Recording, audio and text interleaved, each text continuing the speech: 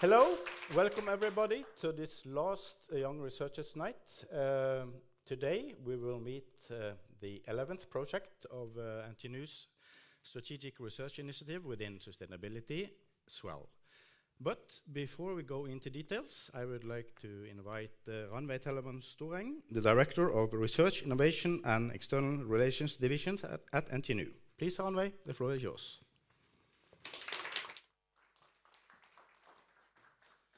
Thank you, Stig.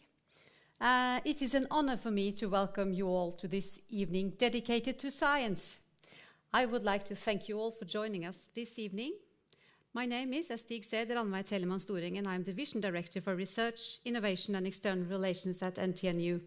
And tonight, we'll hear from young researchers who are exploring important questions about how our surroundings impact our health and well-being. At NTNU, researchers from a wide range of disciplines are working together to find sustainable solutions for the future. In 2021, we established a strategic research initiative called Sustainability Research at NTNU, or SUSRES for short. We are bringing together 47 young researchers across 11 interdisciplinary projects, and these projects all focus on the changes needed to create a more sustainable society and future for us all. This evening, we'll take a closer look at one of these projects, as Stig also mentioned, the SWELL project, which examines how the buildings, homes, and cities we create influence both our environment and our health. And by combining insights from different fields and using digital tools, this project aims to engage both citizens and decision makers in understanding and improving our surroundings. We are proud of the work our young researchers are doing, and I am pleased to welcome you to an evening of interesting presentations and discussions. Please, everyone, enjoy this evening.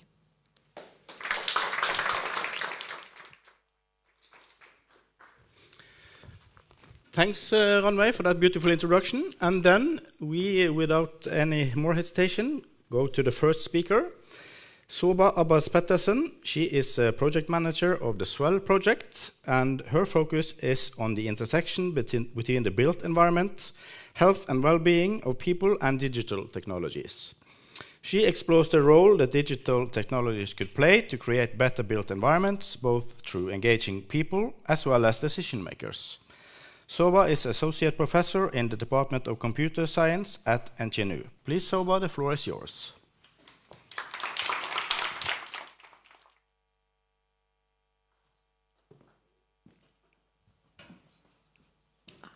Thank you. Thank you, Stig, for that introduction. As Stig said, my name is Sobah. I'm with the Department of Computer Science, and I'm also the project manager for the SWELL project. SWELL stands for Sustainable Built Environments for Health and Well-being.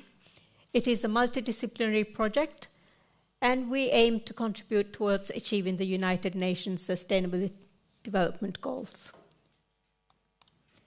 It is a collaboration among 3 different faculties at NTNU, the Faculty of Medicine and Health Sciences, the Faculty of Engineering Science, and the Faculty of Information Technology and Electrical Engineering. And in addition to the 4 PhD students that we have from the different faculties, we also have 4 different supervisors, Rusha Maas, Monica Lillefiel, Alan Kasalai, and Michalis Giannakos. In the SWELL project, we look at health and well-being as something far beyond the physical health of a person. The World Health Organization describes well-being as a positive state experienced by people, individuals, and societies. Just like our physical health, it is a resource that is necessary for our daily life, and it's determined by the environment, the economics, and the social conditions that you live in. But the World Health Organization also goes further to say that it is a support for tracking equitable distribution of resources. Now let's use the metaphor of a table. A table usually has 4 legs, and it needs its 4 legs for it to be stable. Now if you chop off one of the legs or shorten one of them, it wouldn't be quite as stable as it's meant to be. It might still function, but it would still be compromised to function properly as a table. If we think that the legs of the table represent the environment, the social and economic conditions of a person, and their education, just like the table, removing or reducing any one of them is going to affect the health and well-being of a person. And the person needs all these different factors to experience good health and well-being. The built environment is everything that is created by humans for serving human purposes. So it's the man-made environment that we live in. And it goes beyond a room or a building. It takes into account things like the plants that we have grown, the buildings that we have created, the infrastructure that we have, or the recreational spaces that we have. And indeed, one of the most important things in the whole picture of this are the people that live there, because the built environment is created for serving them. This is an example of a built environment. It is the island that I grew up in. It's Male, the capital of the Maldives.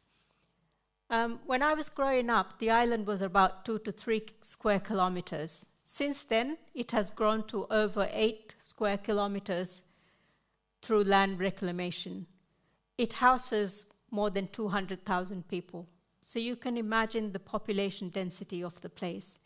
And as you can see, it's quite a concrete jungle today, except for the 2 football fields that are still about the only open spaces that we have today. It's affected the social conditions quite a lot. We no longer know our neighbors, nor share the same values with them. People live in concrete apartment blocks. Communicable diseases are on the rise. And as we were preparing for this presentation, one of the students asked me, what is it that you miss from the time that you lived there? And I said, the first thing that came to my mind was the sound of rain on the roof. Now, it may seem trivial to you, but when I really think about it, what it reflects is we are no longer in connection with our environment, the local context around us, the nature around us. So in this case, the built environment has really diminished our connection to the nature and the environment around us. In the SWELL project, we want to understand the relationship between the health and well-being and the people and the built environment. Why is this important for us? Well, it would be interesting to know if certain parts of the city have certain diseases associated with it. Let's say, for example, a certain part of the city has a high amount of obesity or asthma patients. It could be due to the walking distances they have or other factors. Maybe certain parts of the city have a higher range of unemployment. What are these things that actually affect people that are caused by the environment that they live in? And to understand these relationships, we want to be able to use the digital technologies that we have to try to identify these relationships and to make meaning out of it. But we would also like to use digital technologies to actually help to enhance the built environment towards good health and well-being. We can use digital technologies in many ways. The obvious way today is through data analytics. And this being a sustainability project, we have said that we would try to use open data that is available to us all, and we would try to avoid collecting data unnecessarily. So one of the examples of data sets that we use is the HUNT database, the health surveys from Trøndelag. We use that data to analyze, to understand the geographical relation to or the built environment and the factors that affect health and well-being. So as we said before, we could look at certain geographical areas pertaining to certain kinds of conditions related to health. But we could also look at trends that are happening. So is obesity on the rise in a particular part of the city? Or is there a rise in mental health situations or issues with certain population groups, those kinds of things. So some of our students will talk more about this later. But in addition to doing analytics to understand data, we also collect other types of complementary data. For example, people's perceptions of their places or their own health and well-being.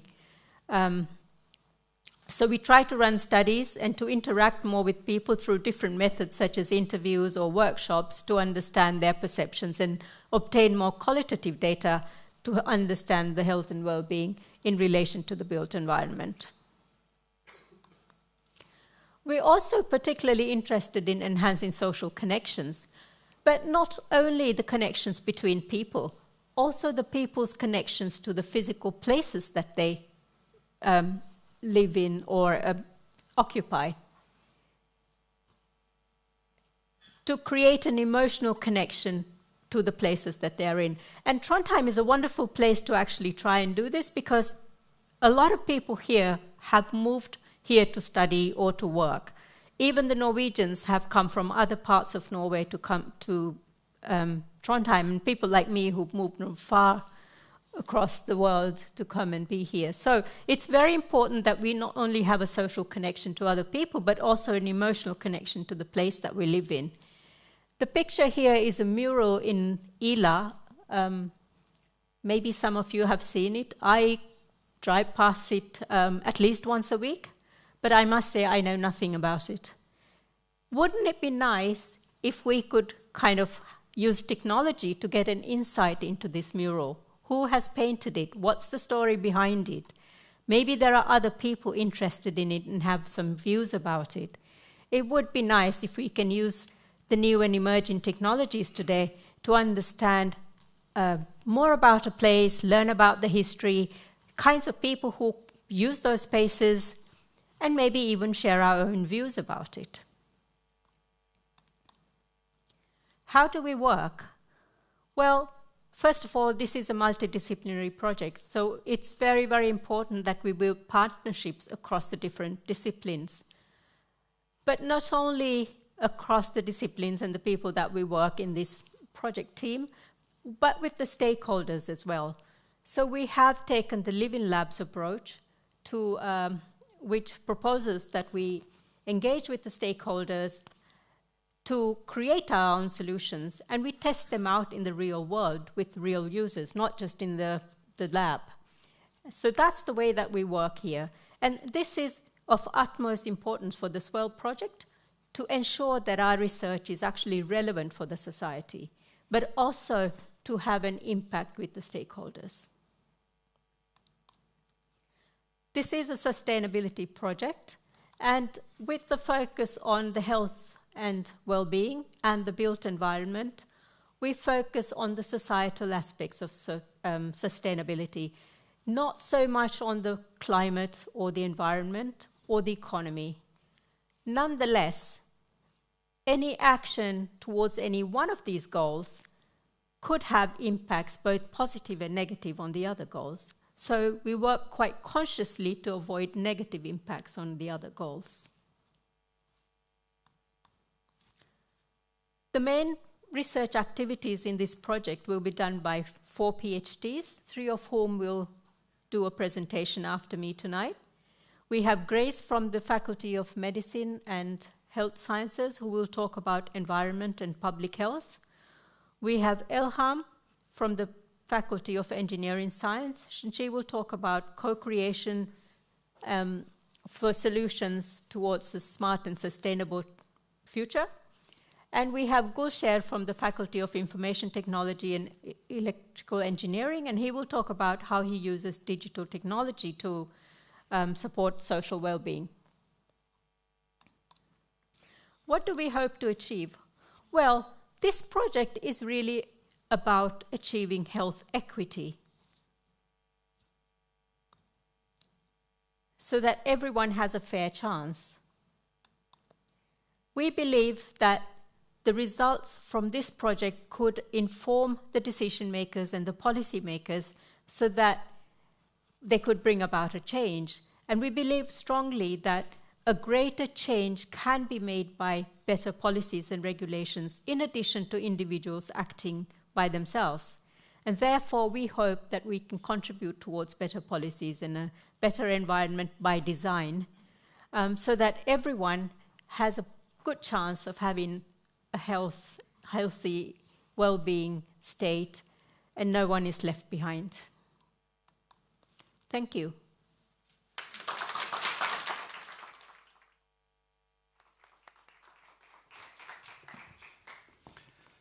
Thank you so much, Sobah. And then neither me nor Sobah is in the category young researchers, but now we turn to the young researchers.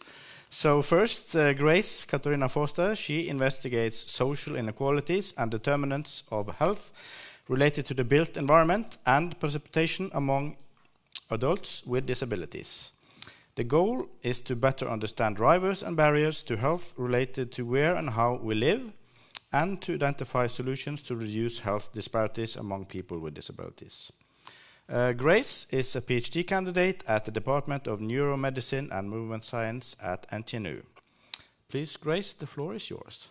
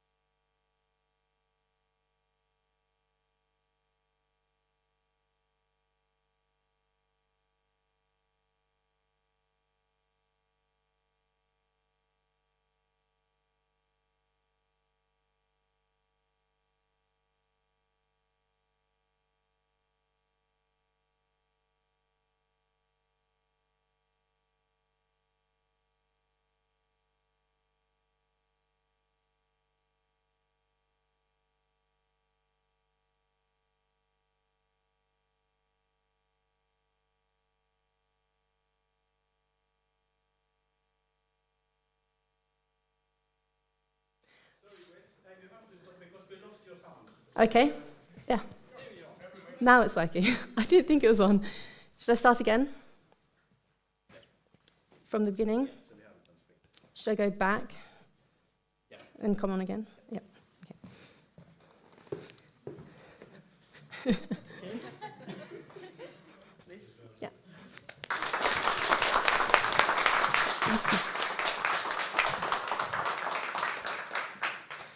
Thank you, Stig, and good evening, everyone.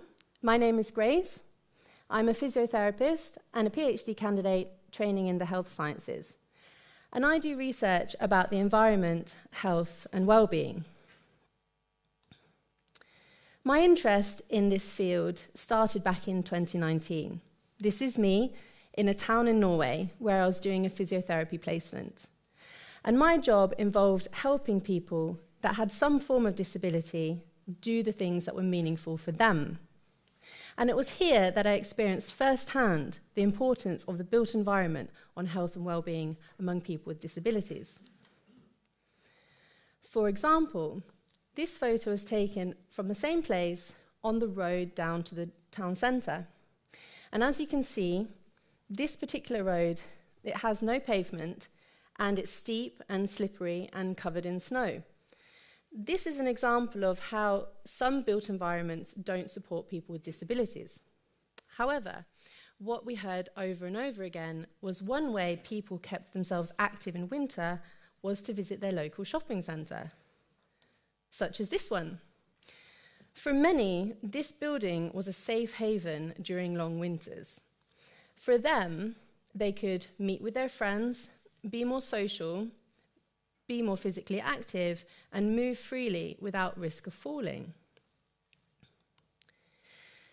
16% of the world's population live with some form of disability, but this number varies based on age and where and how we live. Disability is a fluid state. Some people are born with an impairment, whilst others acquire it later in life. Some people have obvious disabilities, whilst others have hidden disabilities. And some people live with a disability their whole lives, whilst for others it's only temporary. And much of the existing disability research has tended to focus on the younger and the older population groups, and we actually know very little about middle-aged adults with disabilities. And disability tends to increase as we get older. For example, approximately 50% of older adults live with some form of disability. And because of population aging, the number of people with disabilities is going to get higher. It's important then to know more about the health of middle-aged adults with disabilities, not only because this information may help us to better support them today, but because this knowledge may help us to better, may have important implications on their health and well-being in the future. But how do we define disability? Well, disability is defined as the result of the interaction between a person with a health condition, their environment, and personal factors that hinder their full and effective participation in society on an equal basis with others. Disability is therefore more than the health condition. It's multifactorial and strongly influenced by how and where we live. The social determinants of health are all of the non-medical factors related to how we are born, grow, live, work, and age. And they tend to influence our health both in positive and in negative ways. They include our built environments, education, healthcare access, social inclusion, income, employment, and the wider set of forces and systems that shape the conditions of everyday life. This figure is the equality versus the equity approach. On the left, we have equality, where everyone is given and treated the same regardless of need. On the right, we have equity, where people are given more or less, depending on need, in order to ensure equal opportunity, in this case, to reach the apple. Just as the environment and personal factors influence disability, so do they influence health and well-being. People with disabilities often face barriers to opportunity in their everyday lives, and it is these barriers that we tend to see a relationship between them and increased risk of developing secondary conditions. I'd like to share with you the results of loneliness amongst middle-aged adults from South Trøndelag from 2019. The blue bar shows mean scores of loneliness amongst those with no disabilities. And the other three bars show the mean scores of loneliness amongst those with mild, moderate, and severe motor ability impairment. And the higher the score, the more lonely they said they were. And we see a very obvious trend in this data. Firstly, we see that those with a disability say they're more lonely than those without a disability. And secondly, we see that those with more severe disability say they're more lonely than those that have less disability. And we see the same pattern across all of our groups of people that have different types of disability. For example, those with a vision impairment, those with a hearing impairment, those with physical illnesses, and those that have disability connected to mental health problems. We believe that the patterns in this data are not a coincidence, but rather we believe that they are an indication of a gap in well-being amongst those with disability and those without in this particular sample. Our project focuses on two main areas. Firstly, we are mapping the socioeconomic trends in health and well-being and differences between groups. And secondly, we are investigating which aspects of the built environment and social participation influence health and well-being. And to do this, we are using data from the Hunt Research Centre and Statistics Norway. In total, we have gathered data from about 83,000 participants over 25 years.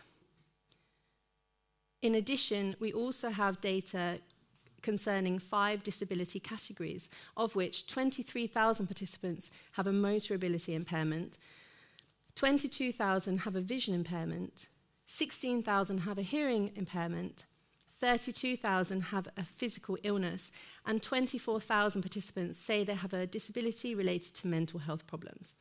This is to date one of the largest disability studies conducted in Norway. And the results are very interesting. Whilst we can't conclude too much just yet, we can say that our findings suggest there is a health and well-being gap between those with disabilities and those without in our sample. We also see large differences both between people who have different types of disability and different severities of disability. And it is these differences that we want to know more about. We also see that social participation and the built environment play important but slightly different roles among different groups. Interestingly, we also see that nature and access to urban green spaces may be important predictors for mental well-being. And in short, our findings suggest that different disability types seem to be slightly influenced differently about how the environment and social participation play a role. So, we believe we may have uncovered a type of unique profile for each group, which could help us to better target support and resources, promote equity, and improve health and well-being. Thank you very much.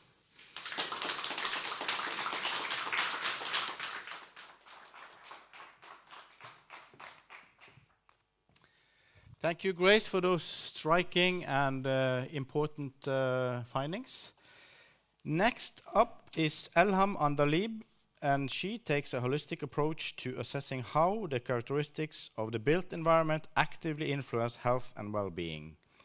With a background in architecture and experience in academia and industry, she takes on the complex challenges involved in identifying solutions for future urban development. Elham is a PhD candidate at the Department of Civil and Environmental Engineering at NTNU. Please, Elham, the floor is yours.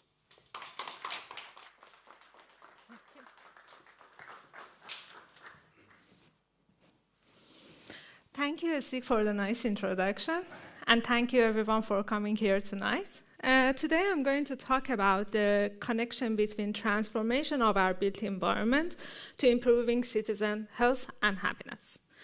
But before doing so, I want to introduce you to Tom. Tom is a Norwegian citizen living in Norway. He has a dog named Coco, and he has a very successful job. He lives in this blue marked area in the city center, but Tom is always sad. He tried multiple ways. He used multivitamins, omega-3, everything. He go running with his dog. He visited his GP, he partied with his friend a lot, and he tried even yoga and meditation. But Tom is again sad. His dog is also sad. One day, and is Tom the only person around the world who is experiencing these symptoms and this kind of situation? I can say there are thousands of Toms around the world who is experiencing this situation. One day when I was at Gloshagen Cafe, I think most of you experienced that cafe and the lunchtime, I was talking with one of my PhD colleagues about our PhDs, and we were talking about different things we are researching about.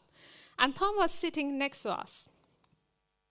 He came to us and asked about what we are talking about, and I told him, do you know your home, your office, your cities is impacting your health and happiness?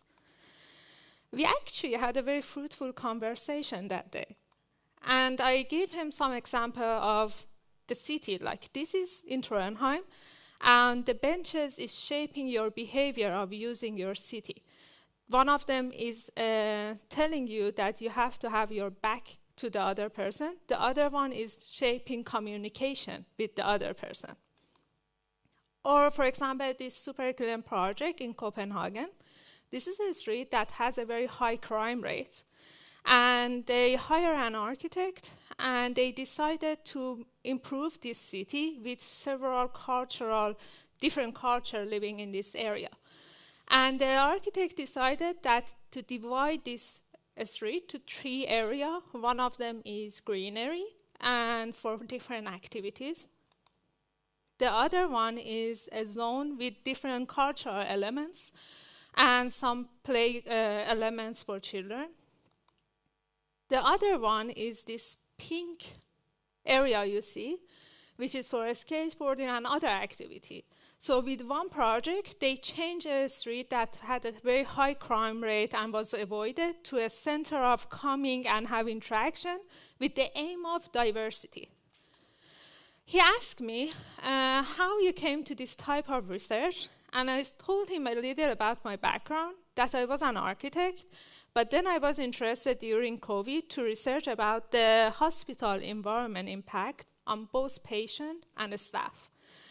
And when I was doing that research, I was getting interested, okay, if we can change our hospital, what about our cities? And then I come to this PhD. But when I came to this PhD, I kind of know that this complex interplay between 3 fields is not something we can tackle with one method. So we designed several methods, such as literature review, survey, and physiological experiment to tackle this complex interplay.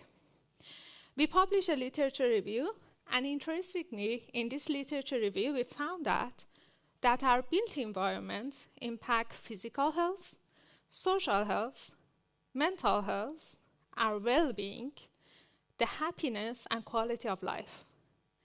But when we go deeper, it's not only this.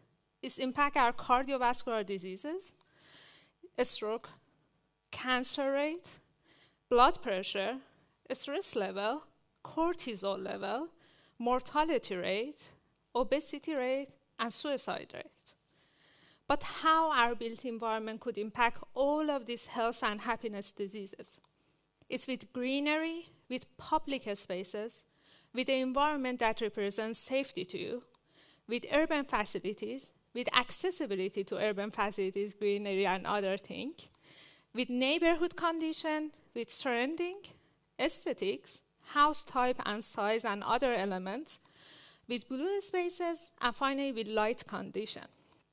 But one thing was interesting me, because all of these factors, it was mentioned, but I couldn't find a specific characteristic it need to have. If you are talking about greenery, what type of greenery? With what distance from you? Or what condition? What it should be combined with? So we gather all of these factors, and we design 2 surveys. The 2 surveys combine from work environments and urban environment, because most of us are both at work and at neighborhood, so we wanted to cover all of the built environment we are in interaction with.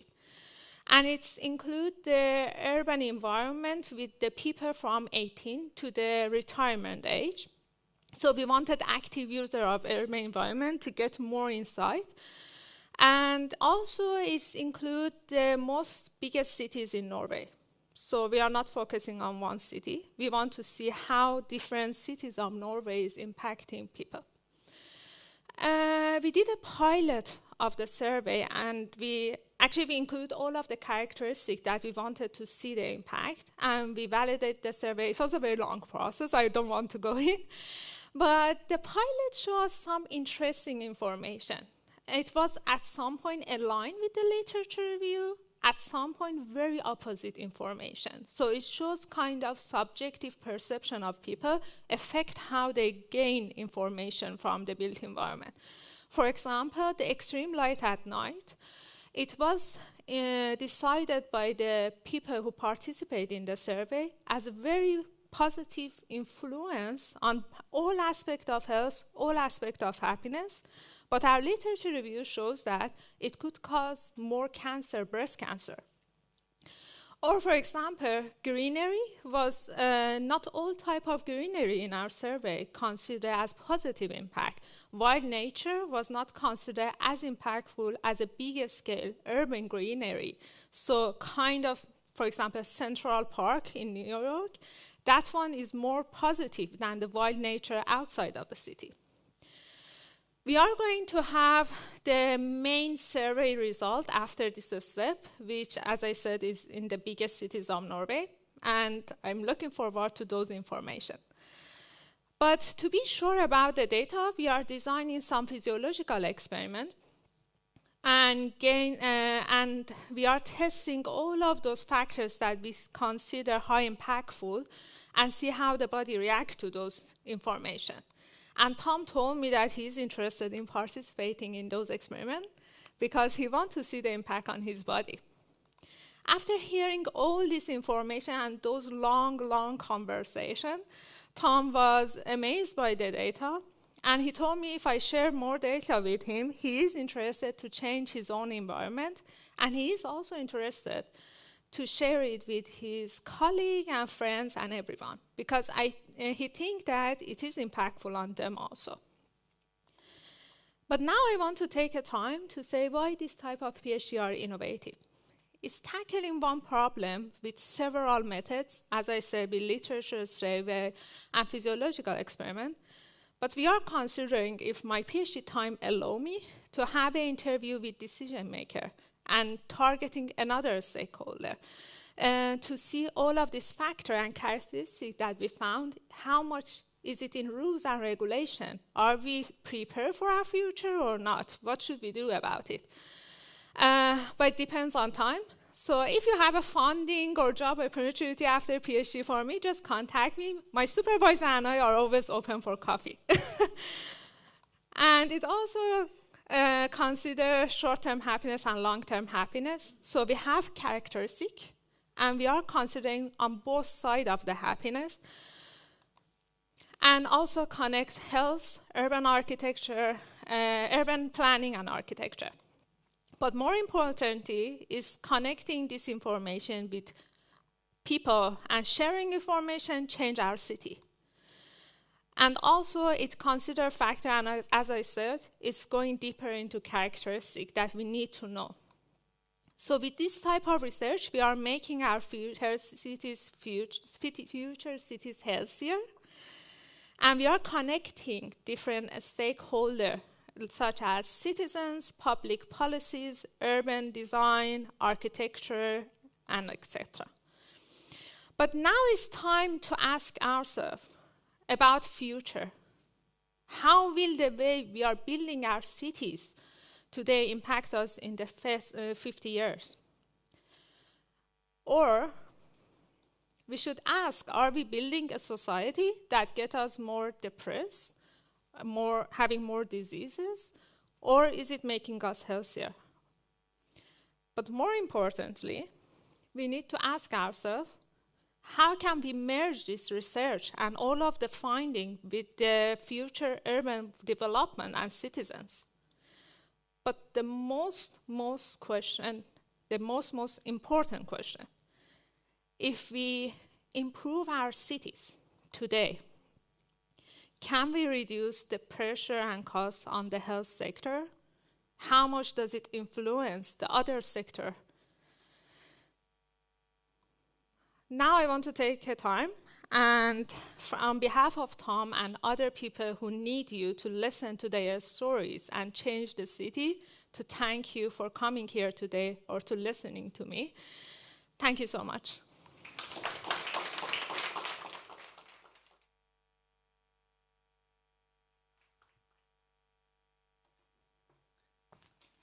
Thanks a lot, Elam, for that incredibly brave and impressive way of tackling a very complex issue.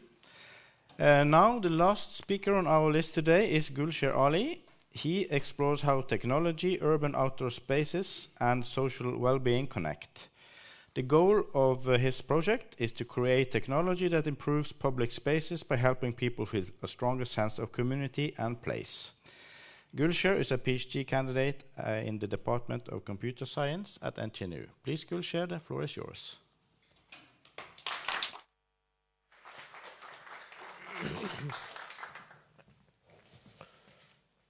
Thank you, Stig, for the introduction. Welcome, everyone, and thank you for joining. My name is Gulsher, and my research is on technology for social well-being in the built environment. All over the world, people at some point of their life move to new cities or to new countries. Reasons vary. That may be because of getting education or having safety or maybe getting better job opportunities. And eventually, they do move. According to survey, 45% of the selected population move to other regions of the country from their hometown to get higher education. Similarly, 35% of the selected population move to other part of the regions after graduation to get settled. Meanwhile, just in 2023, more than 12,000 international students moved to Norway to get higher education. And this movement brings along many challenges, and it's not easy to move. It could be isolation, it could be loneliness. People could struggle to make new connection to their new community and also to the new places. And it is not only about the newcomers. Each one of us at some point of our life may came across this situation which affect our ability to interact with people and space. This could be after losing someone special, or maybe after changing job, or maybe retirement, or at least during stressful and busy work time. One of them is Eric, who just moved to Trondheim. He often go to parks and public space in order to make new connections, get to know local places, and have meaningful conversations with others. He often see others interacting with one another, but he's a kind of reluctant to participate.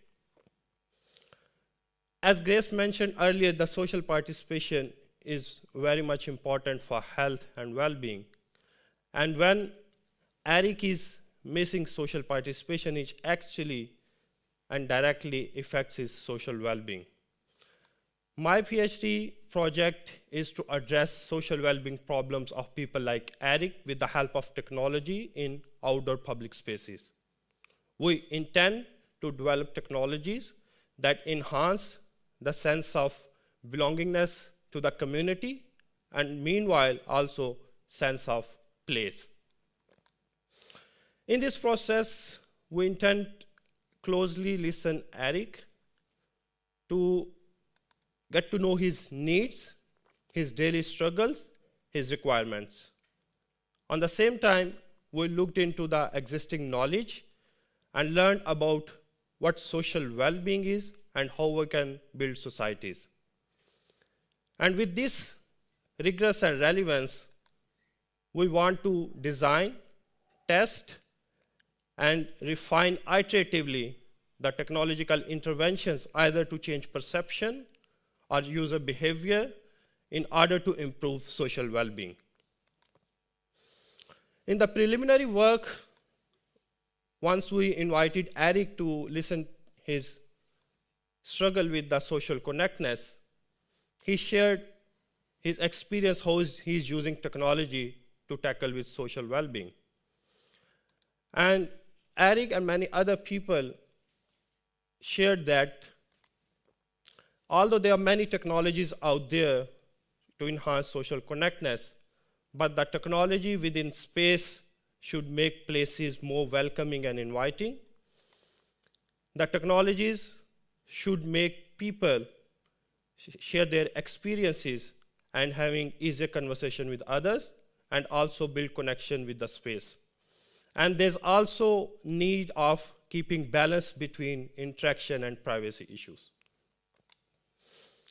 Meanwhile, we was learning from the existing knowledge, we came across the social well-being apart from many other elements composed of these four most important elements. One of which is sense of place, other one is having easier social connections with their community, participating in communal and societal activities, and also having this feeling of safety and security while they are interacting with others or while they are in some space. And our project aims to help Eric and address these 4 aspects as I mentioned. In line of this research, we designed a workshop and invited some participants, which helped us design the technology and possible technology uses scenarios for social well-being in public spaces. We came across few technological ideas. Few of them were overlapping with the existing technologies. For example, it could be as simple as low threshold charging socket embedded within the bench of public park. And this charging socket could naturally encourage people to sit next to each other, and which could cause spontaneous casual conversation. And this conversation is very much important because research says that short conversation, as little as for 8 minutes a day, significantly reduce isolation, loneliness, and anxiety. The other technological idea could be iterative street lights, in order to give people this perception of safety, especially in the darkness. Or it could be interactive technologies in the form of gamification to encourage people to have some social activities. So keeping these in mind, the technology we came up with is a geographical information system in order to crowdsource data. And we complemented this technology with photo voice method, where community were able to share their experience of social well-being while they're in the public places. So once they were sharing this information, it gives them a feeling like their voices have been heard and valued. And at the same time, they can also look into other information that other community members are sharing. And with this spatial information, we intend to enhance the connectedness to the place. You can also scan this QR to look into how it works and consider contributing to this platform and share your voice while you are out there in the public space. To proceed further with this project, we aim to make places for you people not only to live, but also to belong. Thank you so much.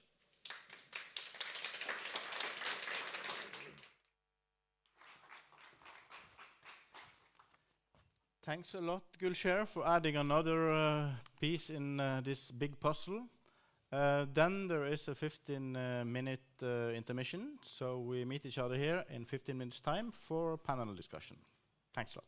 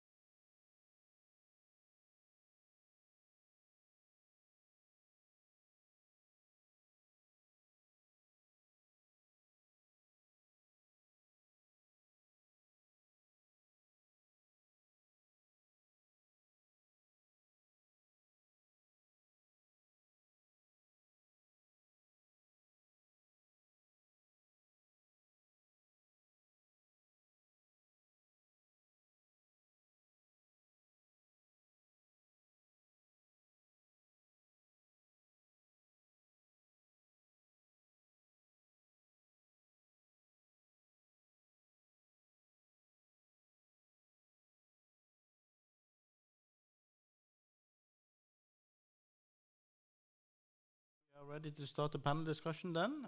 At least I have 1,000 questions in my head, and some prepared as well.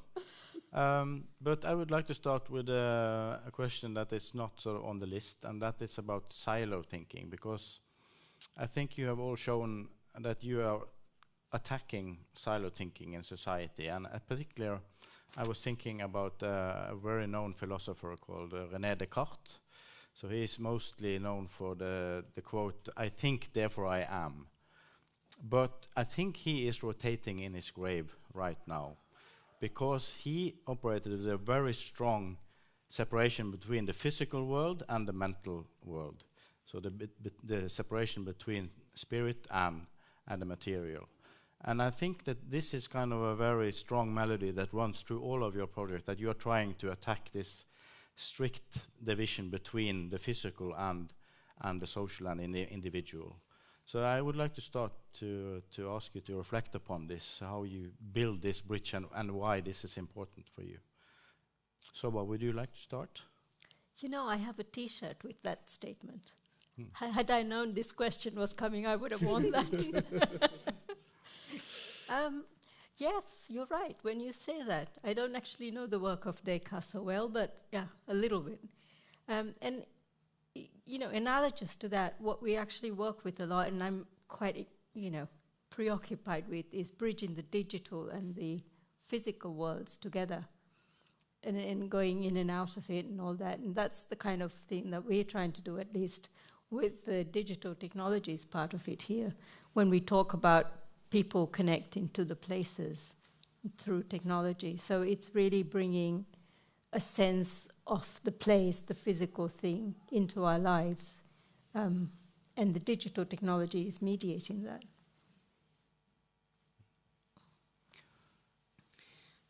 If I may add to that, Sobah, thank you.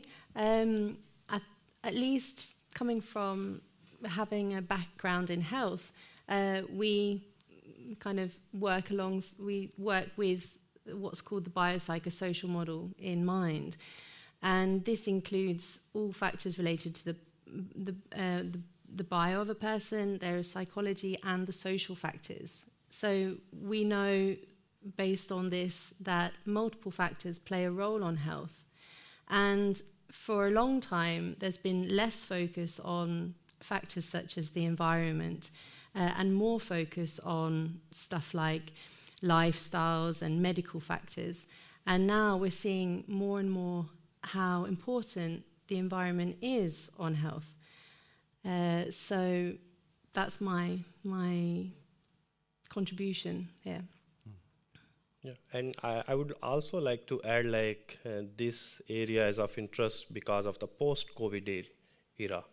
Like, we went through a huge pandemic, and it's of very need to address these problems which actually emerged because of these technologies, especially when it comes to social well-being.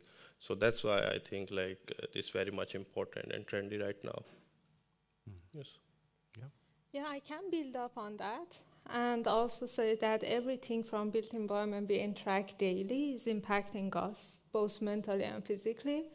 And I can argue that with the Roger Ulrich actually research that made us to go to this way, that he started researching with the hospital environment and view from window to outside, which could cause better situation for patient and also reduce intake of painkiller medicine.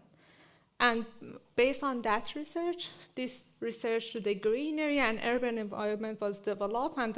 So it shows that whatever we interact daily with our built environment is impacting both our mental situation and both our physical situation. So there's a strong connection, I think, over there. Yeah, but you're an architect, Elam, and if you go again back, sorry, I'm in a history track now, so if you go back to the old conception of an architect to be sort of the wheel of society, really, that was supposed to integrate everything. But you have ambitions to actually influence society and policy, and when we look at the policy, you also have this silo thinking, and how can we sort of convince policymakers to leave their silos and integrate across different sectors? Because basically we cannot solve this problem without having sectors to collaborate also. Yeah, that I agree a lot, because we need to change our policy. For example, if we have in each zones a district, in each zone or district, a place located for health, for example, like if we know the factors, or if we know that this amount of greenery is impacting us, and for each neighborhood we had that special amount of greenery, or included with public spaces and different public spaces, because the research shows that if we have a public spaces with only one design type and include so many people in that, it might have even negative impacts. So we have different design for those things. And if we know that, then we can go to those rules and regulation. But we have to know this information first. And then it's kind of a tricky thing, because now in rules and regulation, and with the amount of people increasing, they want to have cities more impact. But that causes a less healthier society. So we have to devote some spaces to this kind of health situation. And in Norwegian culture, people go to heat outside. So that's kind of a less sustainable situation, because they have a carbon emission and everything. What if we have that greenery and heat inside of our city? What about the people who are poor and don't have heat outside of the city? So we have to have a condition for the people in the city, kind of. But we have to have first to know what's impacting us to go and target those rules and regulations. Another issue that is really important here is that you focus on prevention, and if you see on society level the resource use, compare the treatment and the prevention dimension, it's quite obvious that when we have this kind of the growing population and everything, we need to focus more on prevention.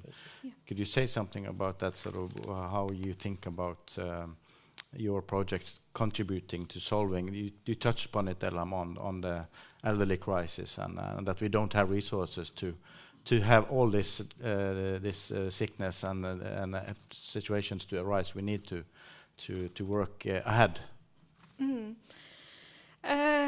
I think it's both kind of prevention and intervention, because for example, if we have an area like the project that I show in Copenhagen that doesn't have a chance to remove some of the things, we need to find some solution to improve those areas as an intervention. But we have so many future urban development projects here that target 30 years ahead or something, as I know in Trondheim.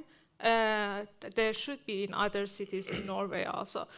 But we need to consider all these factors that we mentioned in the rules and regulation. Both of the project management and all of this kind of project have some values, but this value is not is more related to the economy, to including more people, to this kind of thing.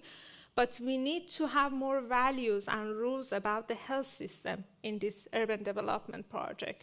Like if we're targeting 30 years ahead and we know our system is not enough for making our cities healthier, and if we know the target for the more people to want to be healthier, so we reduce the cost on health sector, so we need to have more these elements that is helping us. Talking about resource use, Grace, you introduced this very good concept of equity. I don't know if it works in Norwegian the same way. Could you expand on this, the difference between equal rights and what I read in my ground course in sociology in Norwegian called resultatlikhet? That was sort of Gudmund Hernes, our Ministry of Education, his famous article in sociology. So what does this mean in practice? Yeah, thank you, Steve. That's a very good question. And there are a lot of similarities, but there are also very strict kind of differences about them, especially when it comes to the built environment. We see that equality, built environments, you know, they are often designed and delivered with, say, one size fits all. And that's what the equality approach is for the built environment particularly. And we see time and time again that these environments where they offer just one or two solutions to over a wide audience, they don't work for everyone. And there are then groups that are marginalized and not included. And then these have knock-on effects on their health. For example, as I mentioned, they have a contribution towards increasing risk of secondary conditions. So that also brings then factors into how we can prevent further health complications by tailoring our environments to be more equitable, to be more tailored for the individual needs of a wider audience. And that's where we go with equity in the built environment, that our environments are designed and delivered with the thought that they are going to facilitate functioning for everyone, for a wide range. And it's not just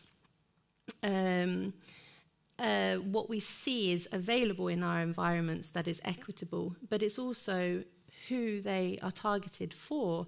We often, and equality, for example, or inequity in our environments, we often see that they're specifically targeted for working populations, for younger populations. For certain populations, they get more focus. And so one way to make our environments more equitable is to make sure that we understand the needs of groups that are underrepresented in research. Yes, and talking about exposed groups that have risks, Gulsha, you mentioned students, so all of us are now stacking up mackerel boxes and water containers at home, preparing for the big crisis to hit. But we know that students is a really exposed group, and they have some vulnerabilities that you touch upon. And NTNU is a society in its own, and we are having this big project now with campus development. So is your research relevant for us at NTNU when we are sort of constructing our environments?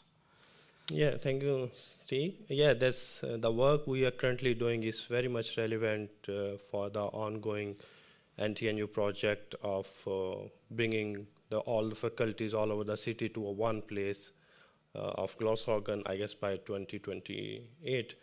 And our project is of very much importance in this context. Like, as I mentioned, the GIS platform we have developed that could help the stakeholders to have, decision making based on some evidences. And the development we are currently doing in this project, it's not only for the academic and functional needs of the users, but also with the help of this technology, we may take consideration of the needs of the people who might be in phase of transition. Like, once that shift would be made, thousands of students, researchers, and staff would have in this phase of transition from their places to this new place of Glasgow. So obviously they will struggle to build this sense of place and also to have this social connection with this new place. So yeah. This project could be of very much importance for this inclusive projects, yeah. Yeah, talking about nature, so you're getting a lot of romantic, greenery-loving people from Dragvoll squeezing into urban setting at Gløshaugen. So I guess there will be some trauma to be addressed. Yeah, so yeah, they can use our platform to spread their voices to the decision makers. Okay, that's what we want here. Yes. Same like as the Dragvoll. Yeah. So, Sobah, this is a very ambitious project. You want to address decision makers and stakeholders.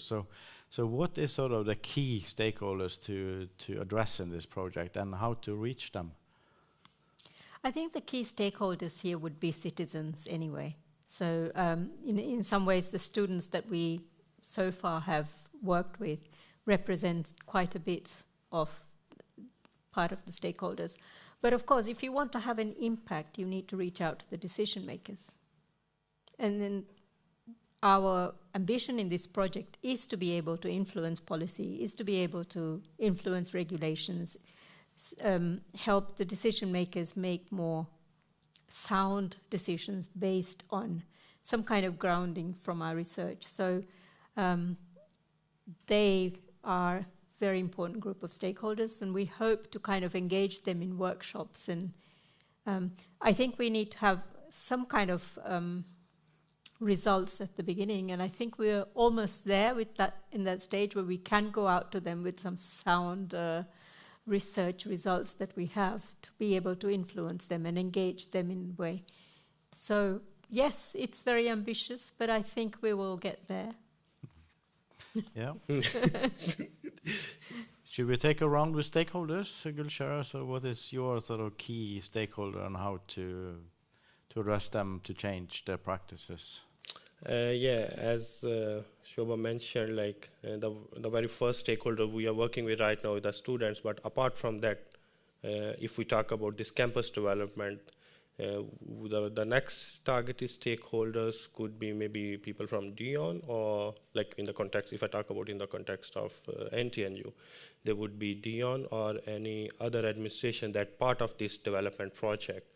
And meanwhile, we are also considering to approach the people from the seat to work, like, because they are working for the social well-being of the students.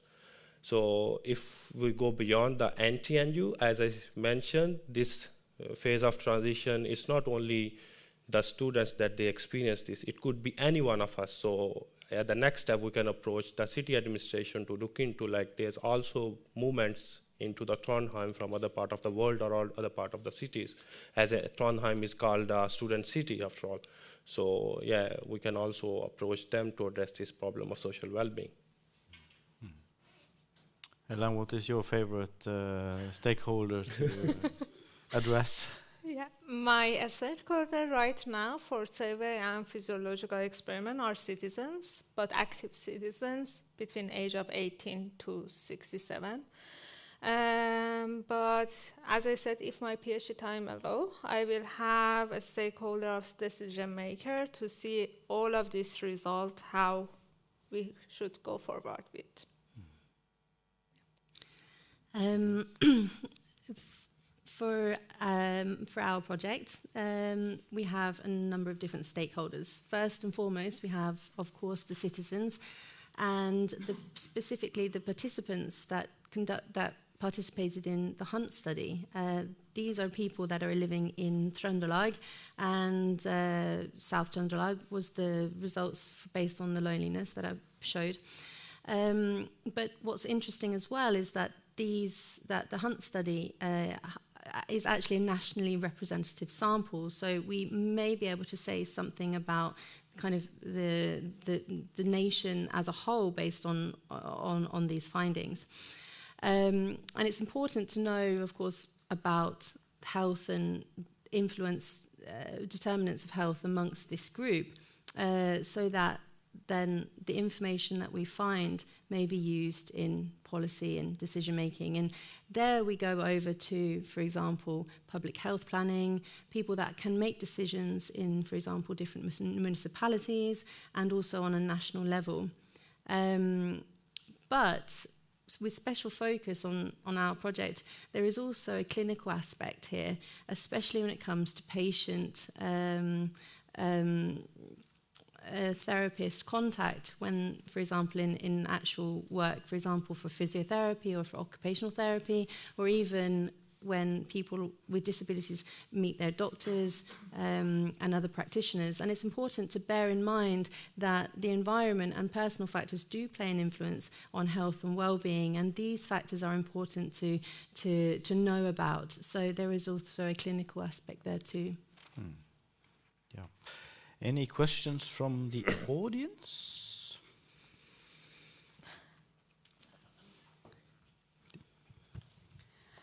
I have a question, but I will go back to your first step as PhDs.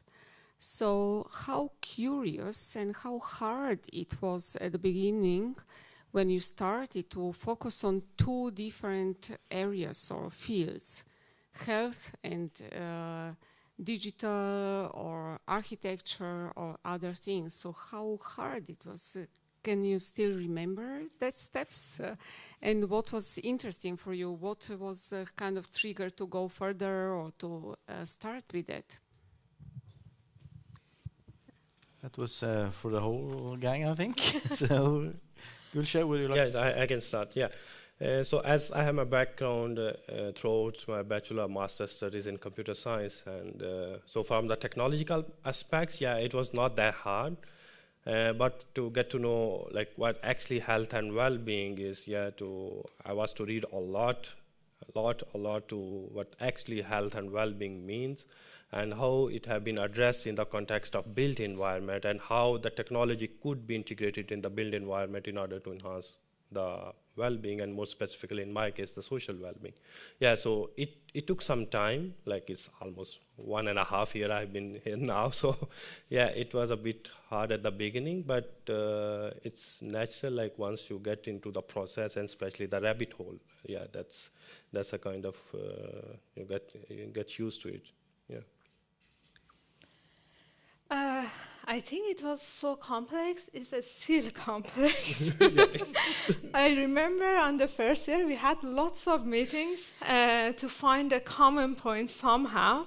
But individually for me it was so complex because I wanted to narrow down my PhD to some special factor, a special health side or happiness side, but it cannot be done. Like, when I choose one factor of the built environment, I see all of the other factors of the built environment, or all of the other aspects of the health affecting it, and I couldn't neglect this interconnection between all of this. And now I'm still struggling with that because the data is huge, the data from survey and everything, and even with physiological experiments that we are designing now, it's kind of, when you consider one factor of the built environment, it's kind of affect all of the body. So you have to have several devices to see what actually is impacting. So it's such a complex topic that it was so hard to narrow it down. And at some point I have to stop narrowing down because it was impossible. Then I would neglect some important information to do that. So, yeah. Yes, thank you, Stig. This was Alenka, this was a very interesting point. And as Ellen said, in the beginning we had many meetings. I mean, we all spoke English during these meetings, but the agenda for the meeting was we needed to speak the same language based on what is health and well-being. And this actually is very different depending on which field you're coming from. So that was one of our main starting points, and the conversations were fruitful and very, very enjoyable, actually. I thought so. I learnt a lot, and I think we all ended up coming on to a common ground about what is health and well-being. But thankfully, we also have working definitions by many different, or this is what we're working with. But the funny thing is that there are many different definitions of well-being. You have, of course, the physical well-being, you have the mental well-being, and people use well-being and health kind of interchangeably, but they are actually quite different things. So it was quite important for us as a project to identify what are we actually working with here, how do we understand health and well-being and the differences and similarities between them. And then we went on from there. I would like to ask you also, Sobah, because we have traveled quite some distance together. I remember when we sat in the studio before the SUSWAS call was out, and the intention was to motivate people at NTNU to show interest. And you turned up and joined us in the studio and discussing why sustainability was important. And sort of how did you start your travel with this project initially? Well, it kind of landed on me, and I was given the freedom to run with it, and I did. And I've got a lot of experience working with projects, so sometimes you're thrown into this multidisciplinarity. And while it's a disadvantage from an academia point of view, it's also a strength in working with these kinds of projects, I think. And sometimes, Alenka, great question. One of the best things with this group is they took the initiative to have a lot of discussions themselves at the beginning, which really, really helped them, especially for Gulsher, who came in a bit later just to have this understanding of the multidisciplinarity. I find it difficult to stick to one discipline, occupational hazard, if you like. But I've often reflected on this kind of multidisciplinary projects for PhD students, because PhD research by definition is very focused. You have to go into your tunnel and keep that. And we're asking them to really go out of their comfort zone, look around you and connect to other disciplines. And sometimes they get lost, and we have to try to keep the reins so that they end up keeping the focus on the discipline that they are working in. And yet, we're contributing to other things. So there's a kind of, I don't know, dilemma there. But I'm really, really happy that NTNU has embarked on these kind of multidisciplinary projects. Thanks to you, Helge, for giving these students these opportunities, because it's so much more interesting, and I hope it's enriching and giving. Yeah, so as a supervisor, it has its challenges, as I'm sure the other supervisors also experience. And we are also learning, because we are also expected to follow in our disciplines and be good at that. But I think it's a learning ground, at least for me, and I guess for other supervisors as well in these kind of projects, as much as for the students. But these interactions that we have both with supervisors and the students, I think has really helped us in this kind of project. Okay, I saw a hand in the audience. Thank you. First of all, well, my name is Helge. I've been doing quite a lot of research on the environmental aspects of built environment. It's very nice sitting here and joining the conversation that you have when you are elaborating on the social aspects and well-being. First of all, congrats with super good presentations. That was very nice. And also by actually having demonstrated so clearly that you have been able to develop a project that is, you call it multidisciplinary, but this is among maybe the few projects that is more interdisciplinary. Yeah. You have succeeded in building those bridges. I have a question for you, Grace. I was surprised by seeing that of the few results that you had the time to share with us, mental health issues is scoring much higher than physical, this negatively loneliness. And when talking about how things are being done in practice, physical disabilities to some extent are contracted by uniform design requirements, universell utforming. But what about mental health? How is the mental health issues that are so important being taken care of, being addressed in project development, project that we see today? And also we know that among those, the top 10 diseases in Norway that is costly to society, mental health illness scores number 1, 2, and 4 on that list. So they are super costly. Hopefully there will be synergies. Did you look into that, to what extent mental health problems is addressed and taken care of or embedded in planning solutions? Well, thank you, Helga. This was a very interesting point and an excellent question. You're right. As you may have noticed, the findings just in loneliness alone do highlight quite strongly that those with mental health problems do stand out. And I'd just like to explain what that question and how they end up in that category. They say yes to disability. It's a subjective measure. So I personally saying that they experience disability in daily life and that it's related to mental health problems. So that's the category. And I'd also just like to mention that the results that I presented today, we can't say actually anything specifically about causality. So it's important to just note that. And especially when it comes to loneliness, we don't know which direction this is going. Is their high loneliness because they have mental health problems, or is loneliness and kind of an outcome there, a well-being outcome? So there are some questions we have to be slightly careful there, but it is a very important finding. And we, in our project, we have noticed this, and this is actually one of the disability types that we're looking at specifically in our further findings. If you remember, I mentioned that it's these differences we want to know more about. That's where we are with that particular category. In addition, you mentioned, Helge, that in the top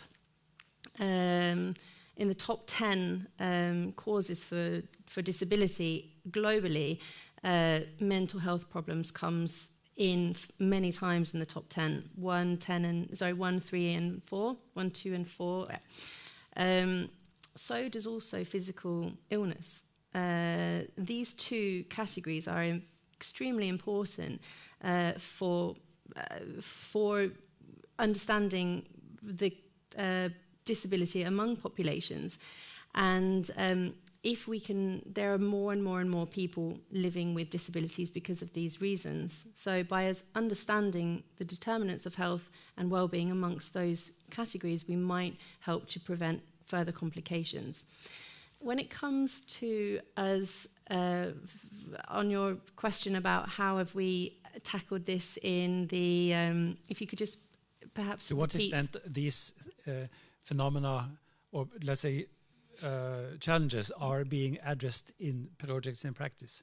Yes. So going back to causality, we're observing trends in data, and we're looking at does the built environment and social participation play a role on these health and well-being outcomes, but we're not actually there looking at how looking at the bi-directional cause between well-being and mental health with built environment. So, but it's a very good point. And Stig, if I may, also a question for Elam. Yeah. Because I can build up on previous question also. Please fill in afterwards. But the specific question to you is, I understand your kind of problem now because you have so many interesting things you would like to examine. Yeah. But maybe what you said about trying to involve planners and project developers, the industry itself, the decision makers, would be super important. Knock on their doors. Yeah. And tell them what you're doing, tell about your findings, and say, maybe you can try to fund half a year or whatever of extended research, because it would be super interesting also to hear from them to what extent some of the factors that you are dealing with are totally neglected. Mm-hmm. They have to admit it. Or if they say, well, these are things that we really are concerned about, so then they are kind of taken care of. And then there is someone in between. So please do so. And maybe that might be helping you in on a direction for the concluding part, which I think will be super important. What do you think about that? Thank you. I totally agree with you, because I think when we started this PhD, we were thinking about how we can make a collaboration between different stakeholders. But the first part of the PhD was become so big and so complex with different methods that it was exceeding this 3 years. But I think it's so important that we transfer this and see how they are actually making the rules for future and everything. And I'm sure they will be interested in this new result about Norway, because we are specifically working about Norway, and Norway culture is affecting our results. So this result is made for Norway. So I'm planning to do that. Yeah, sure. But if you want me, I can also build on mental health part, because we found out that the greenery and also the distance from city center, and also accessing public and social spaces in the very good distance to the neighborhood you are living in 15 minutes is so effective on mental health. But the neighborhood that causes you loneliness, or the neighborhood that causes you being afraid of going outside because of the crime rate, because of the night not having a good light condition, or all of these things could cause higher obesity, a higher suicide rate, or all of these kind of issues. But also we found in our survey, I'm not sure if I can develop on it because it's not published, we found out that greenery type that are man-built, even in bigger scale, the highest impact, the smaller scale has also impact on both health and happiness. But it was interesting, as I said in my presentation, that if this greenery is combined with different type of social and public places, combined with facilities, it has the most highest rate, most interconnection. But also, if it includes so many people inside, then it gets negative. So it's really kind of a situation that all of these factors, all of these different type of social public spaces, different type of greenery, different type of facilities have to be combined in the right way to have the highest impact on mental health. Yeah, thanks. Yes, any more questions from the audience? Then I would like to give you a challenge. We don't fancy strong men that think that they are inconvincible and can run the world by themselves. But now I will give that status to you for a couple of minutes. So if you had sort of the total power to do whatever you would like to influence the world in your fields, so what would be the first thing you would sort of try to change? Grace? I believe that we need to listen more to the key stakeholders, and that is the citizens. Perhaps everyone agrees here, perhaps not. But if, of course, this is a very ambitious thing, you often have these, as you said, these people sitting above us, making large, big decisions for us. Well, actually, those decisions have a direct impact on us as citizens, and therefore I think we need to be making ground-up approaches rather than the top-down approach. So that's the number one thing from me, I would say. I think we need to change this belief that if we have greenery, we have a good health. It's so many combination of different factors, and we need the right type of greenery, and we need different built environmental elements that is right for our climate, for our weather condition, or everything, that we can go outside, we can enjoy social connection, we can do activities. And also we need to transfer this knowledge to the citizen and make connection between different stakeholders, because it's not we that making our cities only, it's our cities that also shape us and make us in the future. Yeah, for me, I guess that's one of the critique that's very often I hear from other people when I discuss my research is, and I want to change it, and which is actually most often they say you're trying to address the social well-being with the help of technology, which on the other side, technology is one of the reasons of that isolation and loneliness.